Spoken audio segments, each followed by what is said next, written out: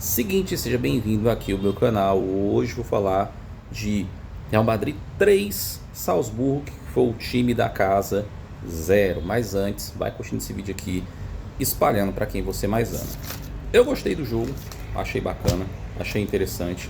Mas perceba, tem 3 modos que eu quero aqui citar sobre essa questão e causa que me destacaram à vista nesse jogo contra o Red Bull Salzburgo. Olha só, primeiro, agora o Xabi Alonso está criando um padrão de jogo. Pelo menos assim, como a gente começa a perceber.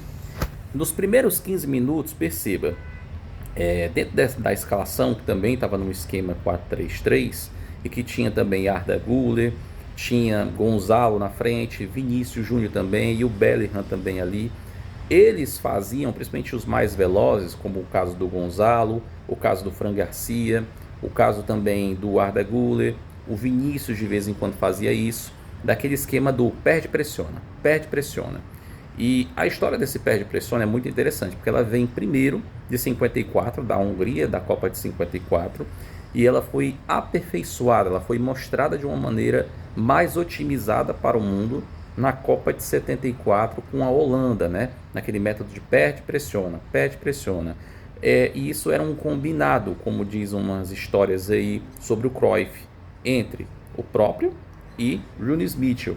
E dizem, até na própria biografia do Cruyff, eu estou louco para ler, justamente para tirar essa curiosidade, de que o Cruyff era muito mais cabeça dentro do elenco da Holanda de 74 do que o próprio Rooney Mitchell. E eu percebo um pouco dessa questão, abrindo um adendo um pouco maior, porque quando eu estava na Catalunha e visitei o CT ali, aquela parte ali histórica do Barcelona, não exatamente o CT, no caso o Camp Nou, que ainda estava em construção, se tem muito um endeusamento do Cruyff por tudo que ele deixou de legado. Então você percebe a cabeça de como era o Cruyff, né? Pois é. Então o Xabi Alonso está tentando, com os jogadores rápidos, adotar esse quesito do perde-pressiona, perde-pressiona. E o Real Madrid estava construindo muitas jogadas, teve até uma jogada ali no mais ou menos dos 13, 14 minutos, que o Bellingham tocou no meio, o Vinícius passou, mas o goleiro ali pegou no pé dele a bola e quase foi um gol assim, brincadeira de criança. Tanto que perceba, nos primeiros 15 minutos de jogo, o Real Madrid ficou muito dentro da parte de defesa do Red Bull Salzburgo. Tanto que o Tchouaméni, que estava ali na defesa, ele se adiantou para construir a jogada de trás e fazer essa interligação entre Bellingham ou Gonzalo ali na ponta ou Vinícius na outra. Ou muitas vezes o Arda Güler saindo de trás para poder bater de frente ou abrir concessão de jogada para o Bellingham ou muitas vezes para o Vinícius. Então, cara, esse método de perde, pressiona, com jogadores mais rápidos, pode ser que seja muito efetivo para o Real Madrid. E segundo, o Red Bull Salzburgo sempre dá trabalho para o Real Madrid. Sempre dá trabalho. No começo do jogo era carne de pescoço sempre. E é. Por quê? Me lembrei do jogo das, se eu não me engano, oitavas ou quartas de final da Champions League 23-24, que o Real Madrid pegou justamente Salzburgo.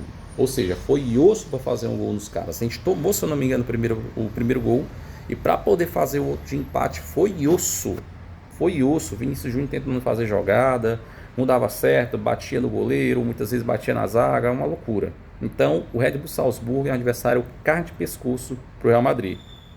E outra que eu achei muito interessante, ainda nessa conjuntura aí do perde-pressiona, que o Arda Güler, o Fran Garcia estavam desarmando demais, certo? Estavam desarmando muito bem, muito bacana, eu gostei bastante. Mas eu não sei se inicialmente é pela vontade de demonstrar trabalho para o Xabi Alonso, né? Porque está no início de trabalho, todo mundo ali está tendo uma certa minutagem. O Endrick já está vindo já para compor o elenco para essa fase final. Então, assim, os caras estavam ali mordendo o tempo todo. Tanto que o Fran Garcia tomou uma no tornozelo que eu pensei, pô, arrombaram o cara. Mas, por hora, tudo bem.